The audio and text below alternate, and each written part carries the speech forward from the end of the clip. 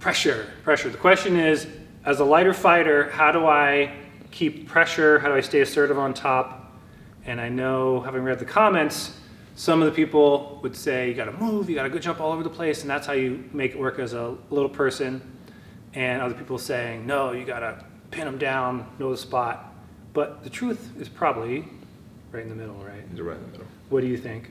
I mean, one of the secrets about pressure passing is, especially if you're a smaller person, you're like small in your weight class, or you roll with a lot of training partners that are bigger than you, is you can use loose passing and your speed to set up pressure passing.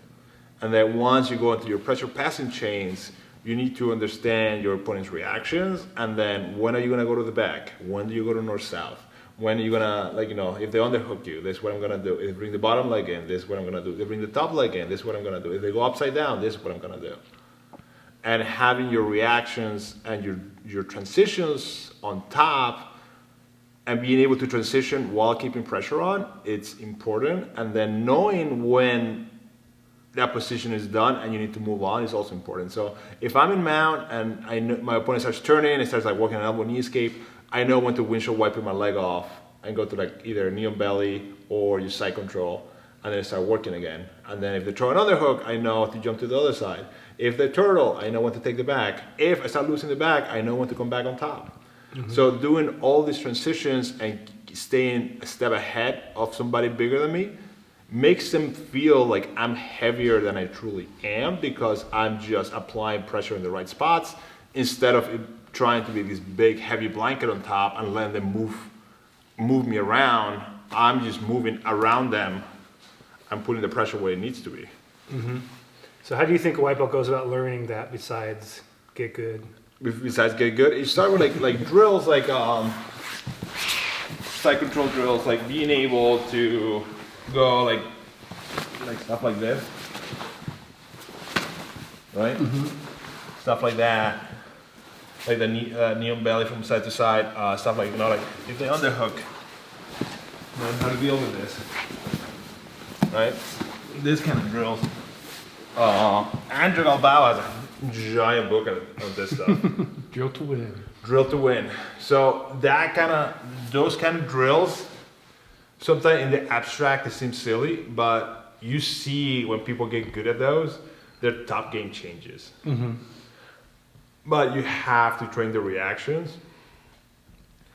And two is also, you need to start, especially with doing gi and you want to feel heavy, you need to understand how to anchor yourself in the gi. So it's not just me being here and being off my knees, but also I'm getting grips and I'm pulling myself in here. Yeah.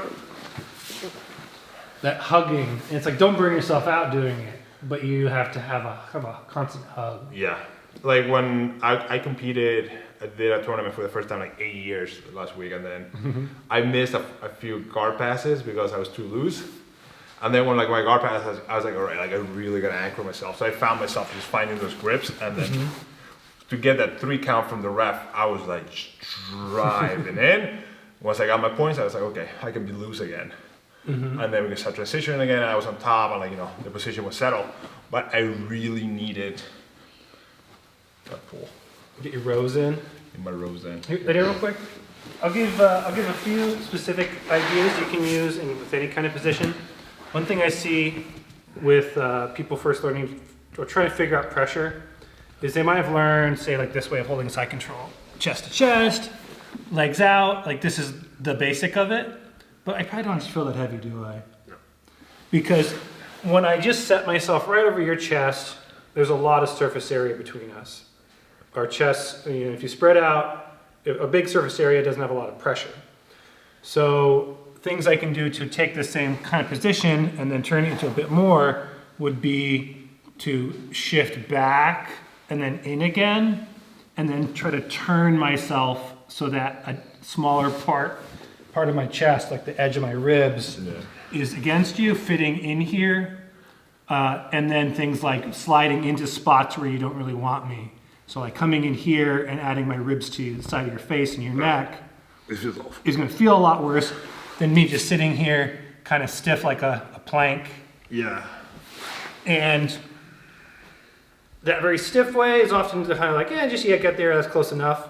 But then learning how to sag into certain spaces and to do it in motion. And where you're going to get to feel heavier and heavier is more when they're worming themselves, they're squirming and trying to get out, and you're following. And as you follow, you feel, can I make a part of my body wedge in there better? And can I make my body, my hips, some part of me push your arms out of position? So if you're back in your safe spot, maybe you got your arms like real super basic Home Alone frames, and I set myself on top of your forearms, and I'm real stiff here, but then when I start sagging my hip and moving around, so there's these little shifting movements, and then as you try to get out, I'm going to be figuring out how to follow and do things like pry on elbows, swim under your arm here, and now I'm getting where I have much more direct contact with your, not just the middle of your chest, but things like side of your shoulder, your neck. I'm getting under the arms, and then once you're out of position, I'll feel way heavier because you don't have any frames on me. But it doesn't come from just sitting there. It's going to come from this mixture of relaxing parts of your body, but then also tensing parts so you can drive them in. And how to get there, where you can learn to do that, is just a bunch of, You gotta do it. just got to do it. That's gotta the go. good part. You gotta do the drills and then you gotta do it. But yeah, I think the other thing too is just thinking about like a strong alignment and making sure I have posture, and then I'm shifting, but I'm keeping nice, good alignment where I don't have my hips facing that way and my chest facing that way ever. Right, your spine's not twisted. I'm not twisting my spine, but I have like this very strong posture. So whether my chest is on you or my ribs, by having a strong posture and almost thinking about like holding like a side plank. Mm-hmm. But instead of using the arm as a point of the plank, it's just my ribs on top of your body. Yeah. And then like thinking about those kind of concepts. And then whatever I am, like being on my toes and like screwing my toes in and pushing in instead of just having a hollow position where like my elbows and my knees are making contact, and now there's like no weight underneath here. There's a little rule you can pretty much always use, which is anything that's on the floor that's not on your opponent is carrying your weight. And pretty much anytime you're on your knees take almost all your weight. Like if you are down, and also if you're down and you try to drive on your knees will always just slide back.